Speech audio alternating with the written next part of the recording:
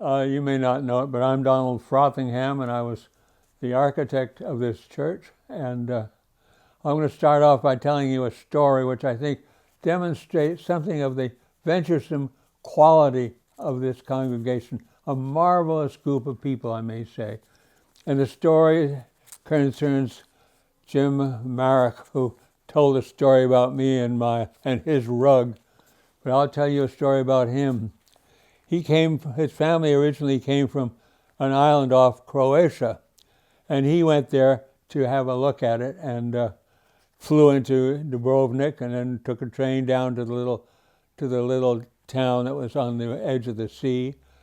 Got there and they didn't have room for him in the little hotel, but they told him, just go down back to the railroad station and you'll see some women there standing on the corners. They're not there for what you might think. They have a room somewhere. So he went down there and he came up to a very elderly looking woman who thought she might be safe, and she nodded, and he accompanied her to her house and had the finest bed and a lovely breakfast as ever you could see. So that's the story about Jim Merrick, and you have to be very careful of him. It's a wonderful church, and I understood that they interviewed an architect who had designed 20 churches and knew what would be best for them. And I thought, boy, that's not the right approach to this group. So they went on and they hired me because I had never designed a church before. And I had no notions of what, I just was going to listen to what they wanted and would like and not make a monument to myself, the architect. How those meetings went? Oh, we had a lot of meetings and I did a lot of listening because I'm not a lecturer. And I was really trying to figure out what they wanted. So they did most of the talking, which was fine by me. And because the Seattle Public Library downtown, to me, is a monument to the architect. And my daughter says it's a lousy library because everything's half a floor up one way or the other. She preferred the Bellevue Library by far. So I've always tried to avoid making a monument to myself. It should be for the people, and you should listen to the people and figure out what they want, because that's what's much more important. I'm not designing this building for me, I'm designing it for you. I know that the national conference said that they wouldn't advance any money to this congregation unless the building could be used 7 days a week for all kinds of people. And at one point, I think there were 30 different outfits using this building. It was wonderful. And I think the building committee, when it interviewed people on the island, particularly the fire department and the police department and other groups, to find out what was really necessary on the island, what they would really like. And what they really needed was a meeting place. And so that's what this place became. We thought a sanctuary wouldn't be necessary because you don't want pews and all the chairs. And what you wanted was a room that could be used by everybody. We were very lucky to get bricks that had been fired in one of the last beehive kilns in Seattle. And so all the bricks are slightly different, and you'll notice there's just a rich pattern in there of all the different kinds of bricks. And one man came up to me not too long ago and he said, I tried to count how many different kinds of bricks there were, because you could almost, they were laid this way, they were laid that way, and whatnot. And so it made for a wonderful, rich pattern. And I used to, when I was at a meeting and the sermon was going on too long, I would focus on the bricks and try to figure out which layer had the most bricks in it, different bricks in it. People ask, why is the brick wall inside and not on the outside? And the answer is, in this building, I wanted all the rooms to enter in there into the main space. But the main space you have to be careful because there are all kinds of meetings going on in the rooms around the main space, and you should not be able to have those interrupt your meeting in whatever room you are in. So the brick walls are all in there, not on the outside. We don't need to keep the outside from coming in. So that's why the bricks are all in there. And they're just lovely to look at. And if you're not looking out at nature in the windows, you can always look at the brick walls, particularly if you don't like the sermon. Sermons could go on forever and ever and ever. And some ministers feel, well, they get paid by the hour, so they might as well talk for an hour or two. And so I designed or put in a window wall, so that if you got bored with the minister, you could just look out the window and see nature. And nature is a very important part of the spirit, of everybody's spirit. I'll tell you about the floor. When we started in here, all we had was a subfloor of plywood. And that went on for a year or two. And then finally we decided, or the congregation decided, they wanted to get it finished. And then two things came out. One was, should it be carpeted or should it be a hardwood floor? And I said, well, if somebody loses a spaghetti dinner on the floor, would you rather it fell on carpet or on a hardwood floor? And that decided that it went hardwood floor. And furthermore, what was his name? Paul Barlin had a dance group in here, and you can dance better on a hardwood floor than you can on a carpet. There was a big question about a place for an organ, and I've never liked organs. Organs are very pompous, and I thought overdone, and I thought just a piano is all we need. And furthermore, the acoustics. I was listening to the radio one time, and this man who directed the Seattle Opera chorus had found a place, he said, to practice in. He said, it's on Mercer Island.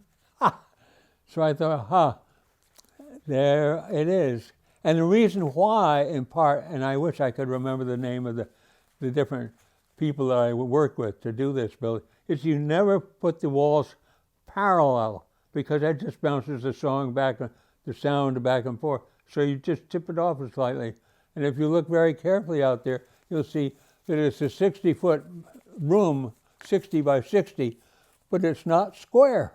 It's slightly off. And if you look at the far wall, and you will look at the way the bricks, hey, come on now, and look at the way the bricks go up, you'll see that the wall gets higher as you go along. I should remark that Jim forgot one person who was on the building committee, and that was Connie Poel, spelled P-O-E-L. And she had to leave early on because I think her husband got transferred or something like that. So she wasn't on it for very long, and that's probably why Jim forgot about her. She was a nice lady, though. Part of the richness of this place was all kinds of people appeared here. And that wonderful group that was downstairs, and the little man who was the self-appointed mayor down there.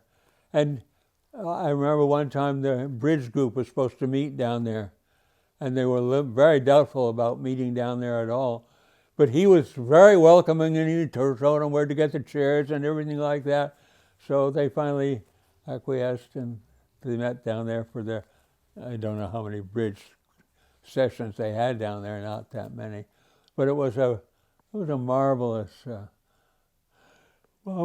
group, and all kinds. There was even a Mandarin Chinese class. Now, how often do you have those things in your church building? And of course, I think Jim mentioned the synagogues that met here, and I had a poster by Ben Shahn, and it showed a black dove and a white dove, and I can't remember the quote anymore from out of the Bible, but brethren should meet And that's what symbolized this church while the synagogues were meeting in here. It was lovely, lovely. Anne said, we can join this church. I said, after I've finished my contract as an architect, because I don't want to mix the two. But we joined the church, and she said, we were Episcopalians, or she was. I didn't go much to church at all as a child, totally unreligious, except on Christmas and maybe Easter with my grandfather, but that was it.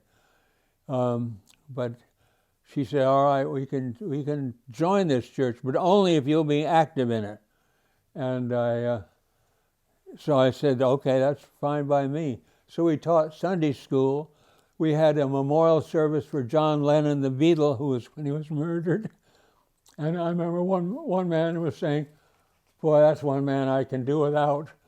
But my daughter gave the sermon comparing John Lennon and Jesus Christ, and it was wonderful. And she said, if you think you don't like John Lennon's music, go downstairs and listen to it when your kids aren't around so you can play it at a volume that you can understand. And so that went on. And we had a lot of fun with the kids. And I remember one time, I think it was one of the Ferguson boys and one of the Duval boys, jumped off the balcony, came down onto the main floor, and took up the collection in coffee cans. This was one of our youth services, which were always marvelous, I always thought. And they took up the collection, and and I didn't like this about the Episcopal Church, they always raise up the money in front of the altar and have it blessed or something. And I thought, I don't like that about money at all. I did other things that are far, far more important. But they took up the collection, and then instead of secreting it away, they stopped in front of the altar, and instead of raising it up there, they poured it on the floor and started to count how much money they made. I mean, it was a marvelous, marvelous congregation. And Christmas Eve, we would all meet in the main room there, and at the end, we'd all form a great circle all around the edge of that room with candles. And then a person would light the candle, and then you go with your candle and light the light next to it and gone. And the light went all the way around the room. It was a beautiful service. I have tears just thinking about this place. It's very difficult. At one point, one time, my children's class meet in the furnace room. And everybody said, why on earth would you do that? I said, the early Christians didn't have a church at all. They had to meet in secret places. Otherwise, they could be persecuted. And so that's why we met in the furnace room. And then another time, we talked about how big is the ark. 36 cubits, 360 cubits. How big is that? So we went and measured it all out. It did not fit in the church property. And then we talked about whales. How long is a whale? Well, you can get whales up to 80 feet long. So we stretched out everybody in the sanctuary here, in the meeting room, and it was just long enough. If you went across on a diagonal, because 60 feet wasn't long enough. So we had a marvelous time doing things like that. It was really a place of connection. It wasn't you went to the pew and you sat there and you listened to the sermon, and when the service was over, out you went and maybe had coffee. This was much, much more than that. And that's what was so special about this place, is the people in it and the interaction between us. There was going to be a cross, a very formidable cross, and I thought, no, that doesn't represent the spirit in this place. So I went down to the waterfront in Seattle and found a couple of old fish crates, which of course had a fish printed on them. And here it is. I made two of them, one for Jim Gilliam and one for the church. But you can see, I think in there, you can see the fish. And I can't remember name of the company. The Washington Fish and Oyster Company. There it is. So we had fun with things like that. And we had the fireplace. And at one point we had wood logs in the fireplace, which turned out to be rather messy for some people. And so we finally, I guess they have gas-fired fireplace. But anyway, it was so nice to have a fireplace right in the main meeting room, because you could gather around there in small groups and whatnot. And it should just, the place was supposed to accommodate anybody. And I think it did that. I can tell you one story. My wife won't like this, though. Before we put in the finished floor in here, it was plywood, the plywood subfloor. And our little daughter, who was then probably about, I don't know, 2 or 3, she had to go to the bathroom. Well, she wasn't, we were all busy, and so she just squatted where she was on the floor and took a pee. I mean, that's a great church if you're going to take a plea in the main meeting room, right? We'll try to do that anywhere else. Architects make mistakes. It's hard to believe they do, but by gosh, they do. And when we did that cupola up there, and we wanted an everlasting light up there that stayed lit all the time. Hard to get at to change the bulb, but it kept leaking. And I said, this is a building that has a constant leak in it, just to keep us from getting too uppity. And but there were all kinds of problems, and we worked on it, and different people came up with different notions about how it could be fixed, and this and that, and I think it finally got fixed, but I don't know anymore. And luckily, I don't live here, so he's the one that designed the leak up there. There's a vent pipe which comes from the plumbing down below, and it has to go up to the ceiling, up to the roof, so it can vent outside. And people came in and said, well, you've got that pipe going up through there. Shouldn't that be closed in? I said, it's just a pipe. What else can it be? It's a good, honest piece of stuff going up there through the roof, and why should we cover it up and pretend it isn't there? And I felt that way about a lot of things, and I think that in part was why the wonderful contractor, whose name I wish I could remember, but I can't, he realized that everything didn't have to be perfect. Because on the things that support the railing on the balcony, I think it used to say Weyerhaeuser or whatever the company was that milled that wood, and I think being honest about things and not pretending they're something else or covering them up because you don't want to see a pipe, that's ridiculous. I mean, so much is covered up by, and I like to think the good Lord likes to know things are what they are. They said, shouldn't we have a separate wing for the Sunday school? And I said, no, because then that puts the kids over there, and they should be experiencing the main part, what's going on. And so you just learn manners, and you respect what somebody else is doing, and you learn to be either quiet or whatever, or if you're asked to speak, go ahead and speak. And we had some wonderful people in here, like the music, Eric Parse. Terrific. And he sang a few times at the Metropolitan Opera in New York, but then he ended up back here again. It's a rich life, I'll tell you. It's a rich life, and I like to think that this building has helped people realize that. And it's not all about money, and it's not all about cars or what you own, or we're all drowning in possessions. And that's not life. That's not life. You do better sitting out under a tree somewhere. And I've been very, very lucky in my life in growing up on that big saltwater marsh in Connecticut. with a rowboat, because that rowboat taught me more than you could imagine. Because I used to go rowing out there after dark at night and before the dawn sometimes. I never used a flashlight because I knew where all the channels were and whatnot. And so if you stay close to nature and observe and focus and learn, you can go a long ways. And I've been very, very fortunate. Now that I've gotten to be what I would call an old fart, why, it's worked out very, very well.